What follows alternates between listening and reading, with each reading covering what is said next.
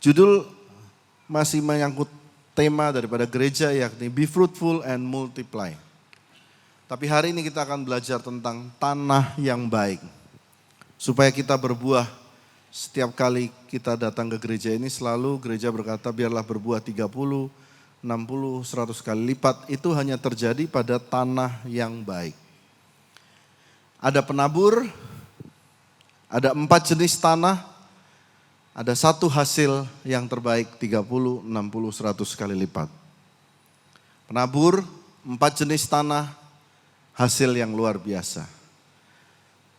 Diceritakan dalam kitab Matius, Markus, dan Lukas. 4 jenis tanah, tanah yang pertama tanah di pinggir jalan, yang kedua tanah berbatu-batu, tanah yang penuh semak belukar, tanah yang bagus. Good soil. Cerita ini diulang oleh 3 penulis Injil, Matius, Markus, Lukas. Karena itu cerita penabur dan jenis tanah ini adalah sesuatu yang penting untuk kita belajar, untuk kita dapat berbuah. Tapi saya sudah merangkumnya sehingga kita lebih mudah untuk belajar pada siang hari ini. Mari kita baca yang pertama, tanah yang di pinggir jalan. Matius 13 ayat 4, mari 1, 2, 3 kita baca. Sebagian benih itu jatuh di pinggir jalan. Lalu datanglah burung dan memakannya sampai habis. Perhatikan baik-baik, benih itu jatuh di mana? Pinggir jalan, di trotoar. Lalu datanglah burung memakannya sampai habis. Artinya, mari kita baca artinya. Yesus langsung menjawab artinya. Orang yang mendengar firman tentang kerajaan surga tetapi tidak mengerti. Dikatakan tidak mengerti. Datanglah si jahat atau iblis dan merampas yang ditaburkan dalam hati orang itu. Itulah benih yang ditaburkan di pinggir jalan. Kata datanglah si jahat mengambil benih itu. Si jahat itu selalu ditulis baik di Lukas atau Markus, datanglah iblis, setan, syaiton. Iblis. Ternyata iblis tidak banyak di kuburan, iblis banyak di gereja. Ini ayatnya loh. Ternyata iblis ada di sini. Yang merampas, mengambil benih itu. Nah, lalu menarik bahwa digambarkan di sini iblisnya dalam bentuk apa? Bukan dalam bentuk genderuwo, dalam bentuk apa? Yang pakai baju putih enggak, dalam bentuk burung. Pernah enggak saudara baca Alkitab iblis dalam bentuk burung? Burung merpati itu lambang Roh Kudus. Ini iblis dalam bentuk burung. Lalu saya langsung ingat, ada kan sosial media bentuknya burung? Ada enggak? Nah, sekarang baru diganti. Ya kan? Apa itu artinya? Dia sudah menubuatkan bahwa kalau saudara dengar firman, tapi banyak gangguan-gangguan kecil. Contoh WA masuk, Facebook masuk, IG masuk, TikTok masuk. Saudara akan lupa. Ini pendetanya ganteng, jaketnya hijau gitu ya. Kok nggak ada yang senyum ya?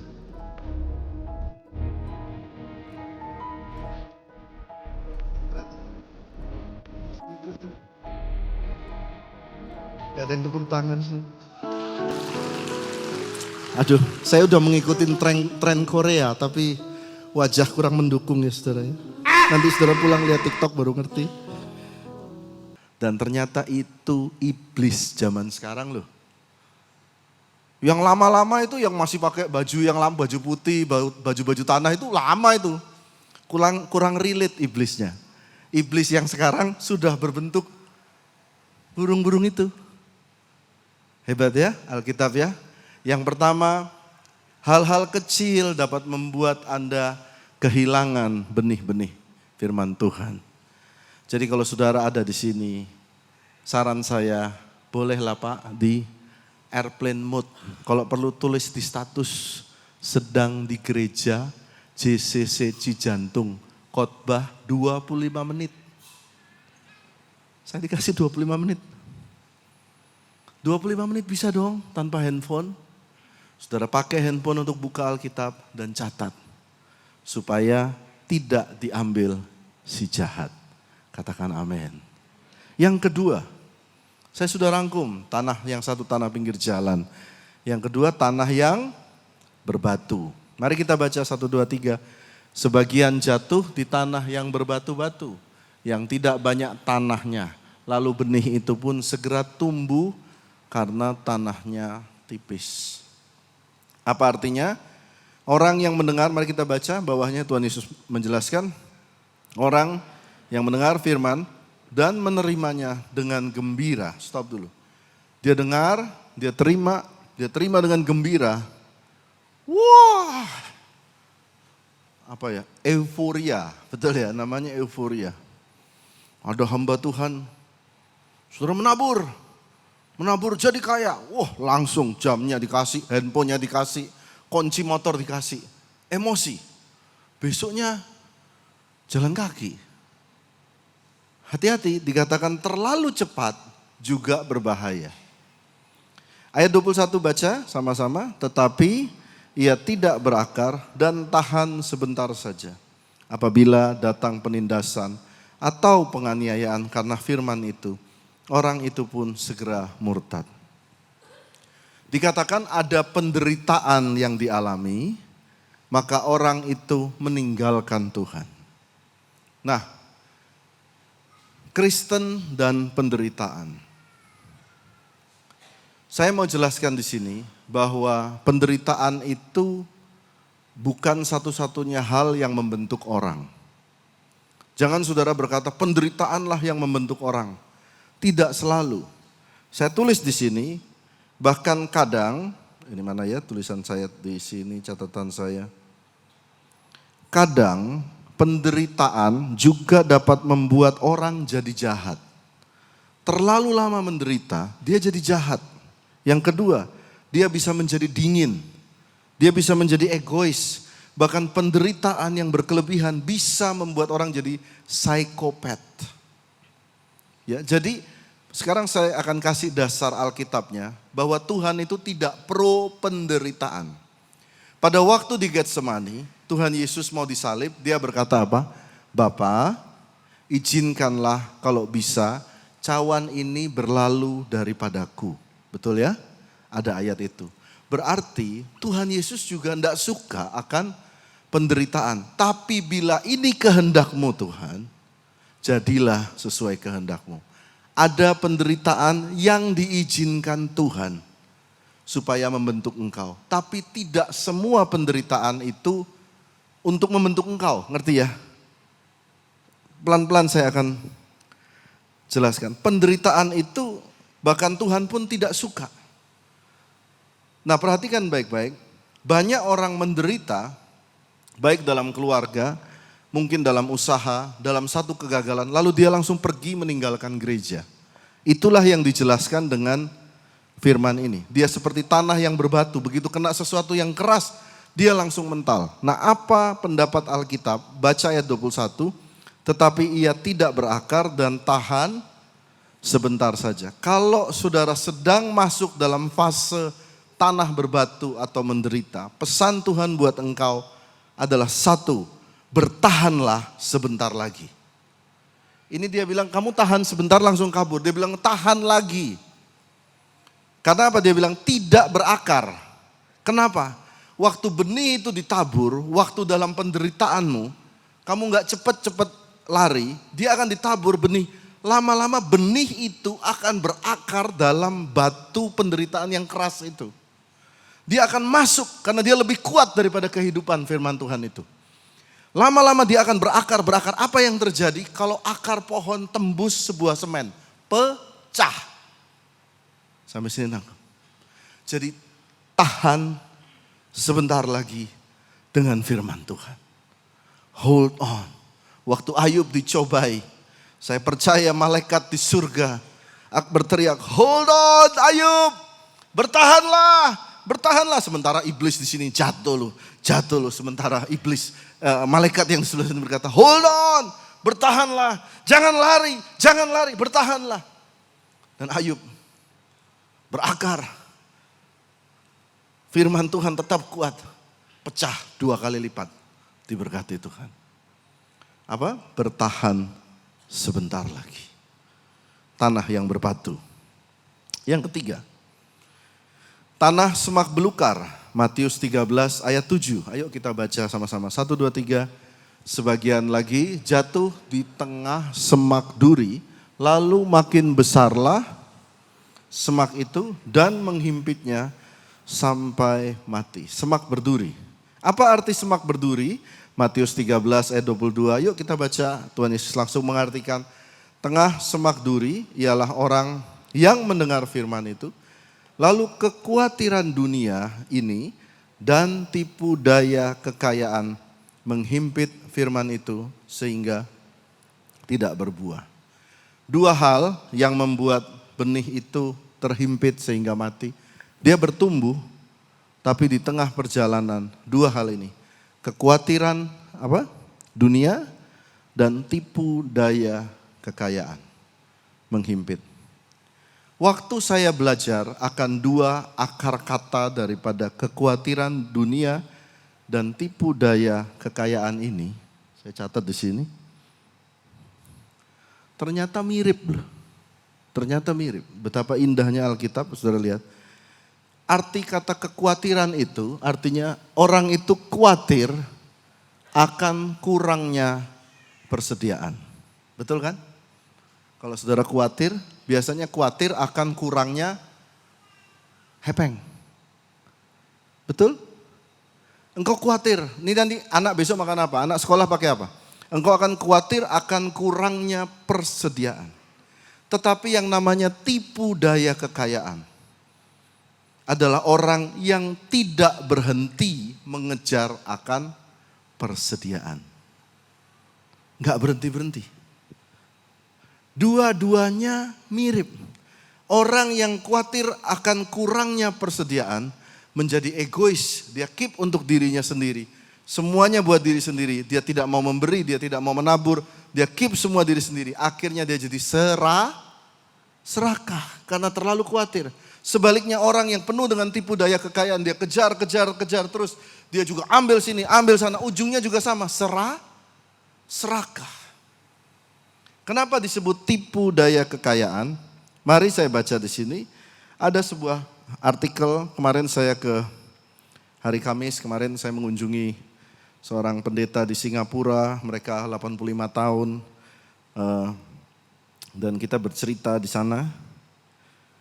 Di sini disebut tipu daya kekayaan. Karena kekayaan itu disebut false security. Keamanan yang palsu.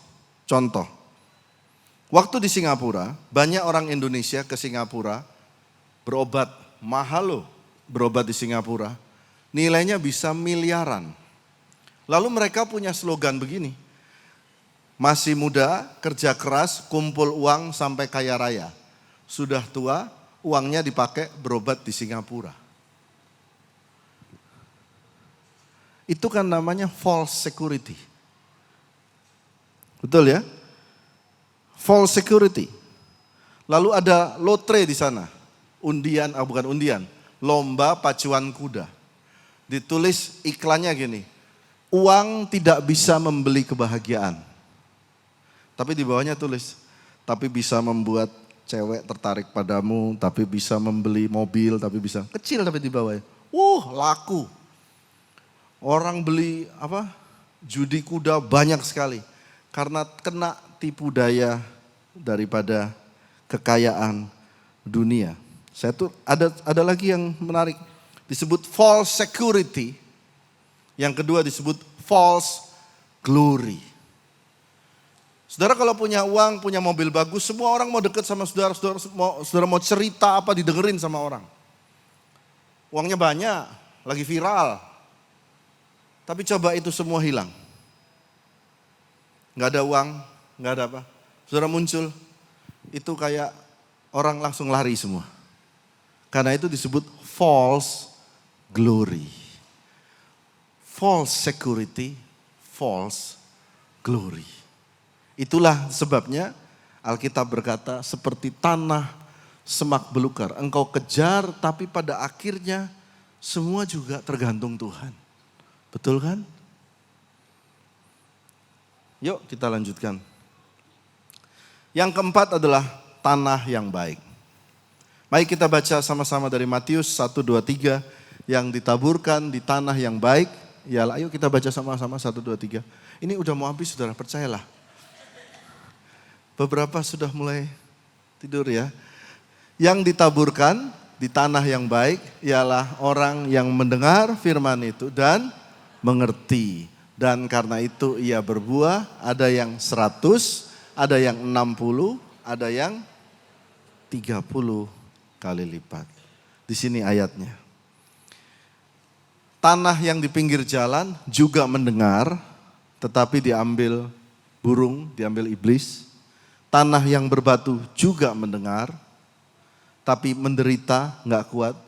Tanah yang semak belukar juga mendengar, tapi kena tipu daya dunia. Tanah yang baik mendengar, tapi ada tambahan, dan mengerti. Mendengar dan mengerti. Karena itu ia berbuah 100, 60, 30. Mari kita lihat baik-baik di sini. 100, 60, 30. Mari baca Markus 4 ayat 24 sama-sama 1, 2, 3. Lalu Yesus berkata, camkanlah apa yang kamu dengar. Stop, camkanlah apa yang kamu dengar. Hari ini mendengar firman Tuhan, dengar baik-baik. Lalu ukuran yang kamu pakai untuk mengukur akan diukurkan kepadamu dan di samping itu akan ditambah lagi kepadamu. Ukurannya apa? 30, 60, 100 kali lipat. Akan ditambah lagi kepadamu. Itu ukuran matematika. Jadi kalau saudara dengar firman, camkan baik-baik dan biarlah dia berbuah. 30, 60 dalam buah yang positif. Tapi saudara ingat bahwa ini juga berlaku, namanya matematika, positif ke atas, berlaku juga negatif ke bawah. Dia bisa minus 30, minus 60, minus 100. Kadang ada orang gak suka sama hamba Tuhan, dicari-cari kesalahannya, begitu ketemu kesalahannya, ukuran yang dipakai bisa ditambah, pam, minus 10, ini pendeta. Pam, minus 30, ini WL. Wush, ini minus. Ayat Alkitab dipakai untuk mengukurkan ke orang. Jangan saudara, jangan bawa ke negatif. Bawa ke positif, yang mau katakan amin. Jadi ukuran yang kamu pakai itu bisa 30, 60, 100 kali minus. Hati-hati. Karena itu masuklah saya membuat saudara. Apa maksudnya mendengar dan mengerti? Mari kita lihat. Mengerti itu artinya menerjunkan diri untuk mengenal.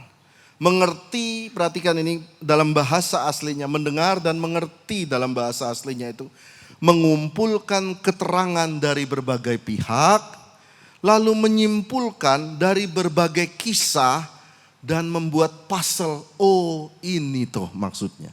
Jadi kata Tuhan Yesus bilang, tanah yang baik itu mendengar dan mengerti itu enggak cepet-cepet. Dia kumpul, oh 1, 2, 3, oh ini artinya. Contoh, saya sama Bu Intan sudah saling mengerti. Udah saling mengerti.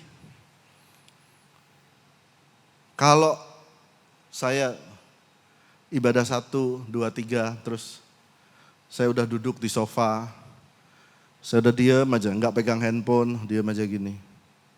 Istri saya tahu, Pak Albert lagi lapar. Karena dia sudah mengerti dari berbagai kisah kehidupan kami, dia sudah kumpulkan. Oh ini Albert. Biasanya kalau dia lapar, dia diam dulu sejenak. Habis gitu marah-marah. Rahasia dapur. Marah-marah. Dia sudah mulai mengerti, langsung cepat-cepat dia siapkan makanan. Itu namanya mengerti. Contoh, saya kasih contoh buat saudara bawa pulang. Ini firman buat saudara. Ini contoh ya, contoh ayat. Ada sebuah ayat, tulisnya begini. Yuk kita baca. Behold, I am the Lord, the God of all flesh. Is there anything too hard for me? Apakah ada yang sukar bagiku, kata Tuhan. Kalau saudara dengar ini langsung, wah, menerimanya dengan gembira kan. Lalu kisah apa yang mendukung akan ayat ini? Ada sebuah kisah, saya ceritakan buat saudara. Dalam 2 Raja-Raja, ada sebuah kisah tentara Israel sedang berperang kepada tentara Moab di padang gurun Edom. Sekali lagi saya ulang, tentara Israel berjalan mau berperang melawan tentara Moab di padang gurun Edom. Ini gambar ilustrasi, mereka berperang melewati padang gurun, namanya padang gurun Edom. Dalam perjalanan di padang gurun Edom tersebut, ternyata mereka kurang air, kurang bawa bekal. Ternyata padang gurunnya panjang. Akibatnya tentaranya kehausan mau mati karena suplai air habis. Mereka bilang kita akan mati diserang, ini nggak bisa. Haus semua, tentara pasti kalah. Lalu datanglah mereka panggil seorang pendoa dan minta tolong Tuhan, keadaan ini seperti ini. Lalu kita baca ayatnya, beginilah firman Tuhan sama-sama. Beginilah firman Tuhan, biarlah di lembah ini dibuat parit-parit. Aneh, sudah kering, disuruh buatlah parit-parit. Buat apa? Buatlah parit-parit. Lalu ayat 17, sebab beginilah firman Tuhan, kamu tidak akan mendapat angin dan hujan. Loh, di gurun ya harapannya satu-satunya cuma hujan kan? Tuhan tutup lagi, kamu bukan ditolong dengan cara hujan. Tapi lembah ini, tempat ini, padang gurun ini akan penuh dengan air sehingga kamu serta ternak sembelihan dan hewan pengangkut dapat minum. Saunta-untamu semua dapat minum. Dari mana? Enggak dari hujan, enggak dari manapun. Lalu semuanya tanya, gimana caranya? Muncul ayat ini. Ayo baca bersama saya, 1, 2, 3. Itu pun adalah perkara ringan di mata Tuhan. Juga orang Moab akan diserahkannya ke dalam tangan. Mari baca, itu pun adalah perkara ringan di mata Tuhan. Buat saudara yang mengajukan permohonan doa ke Israel, pas firman, ini pun perkara ringan di mata Tuhan. Apa yang terjadi? Mari baca sama saya. Datanglah dengan tiba-tiba air dari arah Edom. Edom itu padang gurun itu. Muncullah air dari arah, lalu penuhlah negeri itu dengan air. Waktu saya tanya teman saya yang suka belajar teologi dan kamus-kamus Alkitab, dia cari ini apa yang terjadi.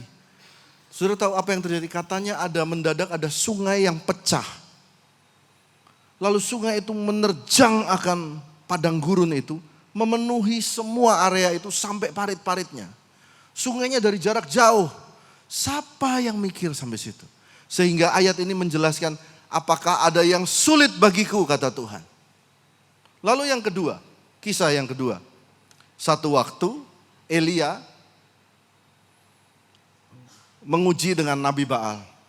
Siapa yang bisa turunkan api dari langit? Waktu giliran Elia, maka Tuhan suruh bikin parit-parit. Muncul kata parit-parit lagi. Bikin parit-parit. Parit-parit ini isi dengan air. Lalu isilah mereka dengan air. Lalu semua tugu batu sebelah kiri disiram dengan air. Setelah itu Elia berdoa, Tuhan tunjukkan. Dan turunlah api membakar air itu, bukan minyak ya. Air itu dibakar dan air dalam parit itu semua habis, gosong semua. Dari dua kisah ini, saya mendapatkan dua pengertian. Yang kering tadi bisa diisi air, ya toh? Yang air bisa kering dibuat Tuhan.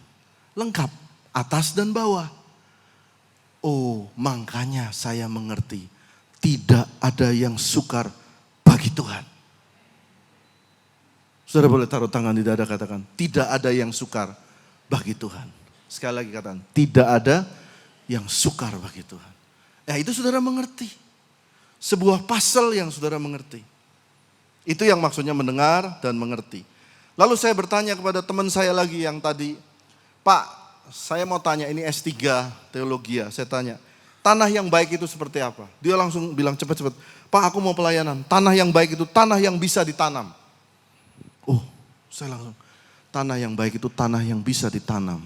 Tanah yang bisa dibentuk, bisa ditanam, bisa dibentuk, bisa ditanam, tanah yang baik itu tanah yang mau diproses dalam waktu tertentu. Jadi jangan pindah-pindah gereja. Karena tanah yang baik itu ditanam. Perlu waktu. Diproses, dibentuk. Pak, saya nggak suka sama orang gereja. Kenapa? Suka ngomongin orang, Pak. Saya mau kasih tahu saudara. Saudara di mana aja pasti ada yang ngomongin saudara. Nggak cuma di gereja, di tempat kerja, kayak di dapur. Di rumah saya aja pembantu saling ngomongin loh. Satu sama yang lain. Satu yang gosipin, apa aja digosipin Cimehong, gosipin saya, siapa aja digosipin. Jadi di mana aja Anda itu diomongin orang. Tapi Anda harus tahu tanah yang baik itu perlu proses, mau ditanam, mau dibentuk. Lalu saya tanya, kenapa tanah di pinggir jalan, tanah berbatu, tanah semak belukar, lalu tanah yang baik? Aneh.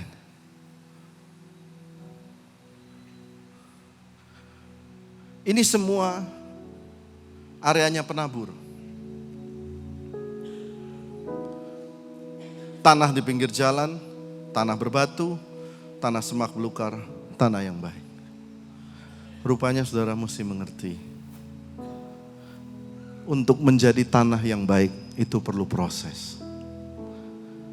Dan dia berkata, kalau engkau tanah yang pinggir jalan, it's okay. Besok aku tabur lagi. Supaya kamu bisa berbuah. Besok kamu ada penderitaan, kamu lari. Lalu satu hari kamu pergi ke gereja ini.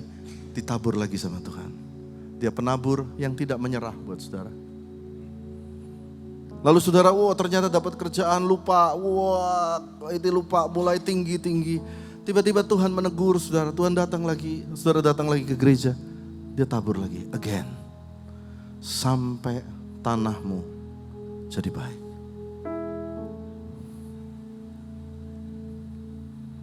Ternyata sang penabur itu Tuhan sendiri. Dan dia tidak menyerah kepadamu. Walaupun kau meninggalkan dia, balik lagi. Saya kasih contoh, Darren sama teman-teman.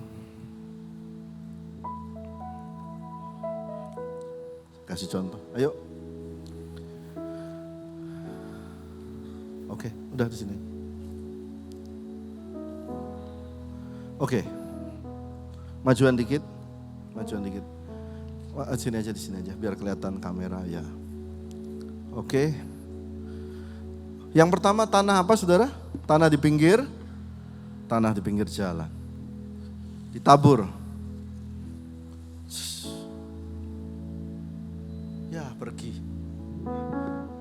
Ya.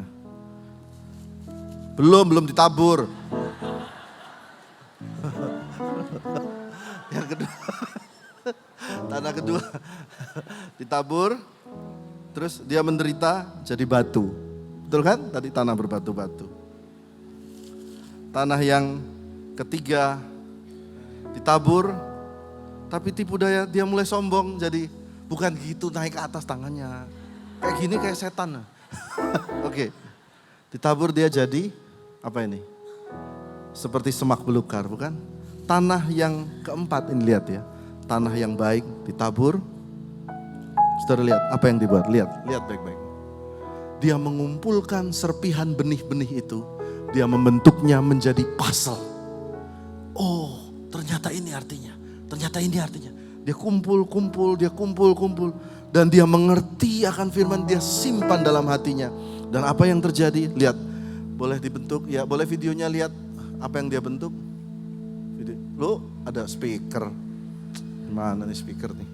Boleh ke kiri dikit deh, Kanan, ke kanan dikit. Ke sebelah sana aja. Oh ya udah situ aja.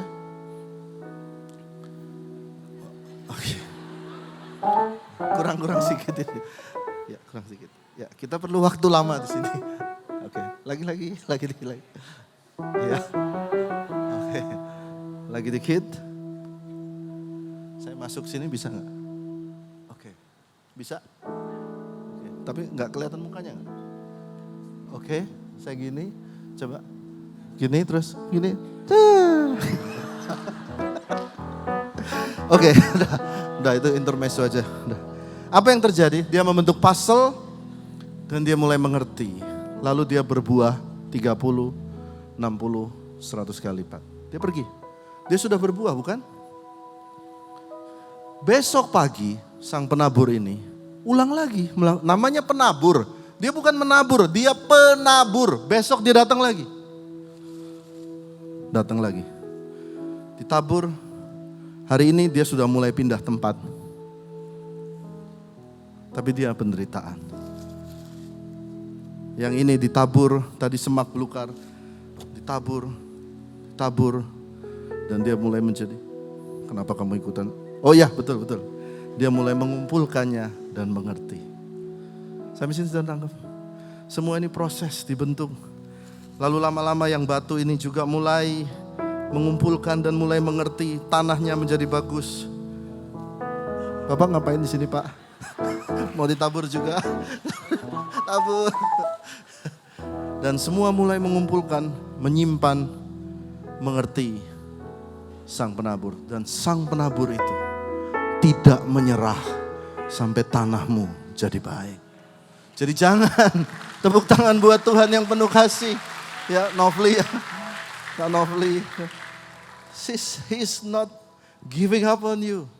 Jadi kita, Tuhan aja tidak menyerah. Jangan kita menghakimi orang. Oh dia ada tanah berbatu, gak akan masuk kerajaan. Tuhan sedang berproses sama dia. Amin. Oh di pinggir jalan, nah sebentar juga dia dugem gimana? Nggak tahu dugem bahasa dulu. Tuhan sedang berproses sama dia. Sampai semuanya menjadi tanah yang baik. Karena Tuhan tidak pernah gagal. Berikan tepuk tangan buat Tuhan Yesus.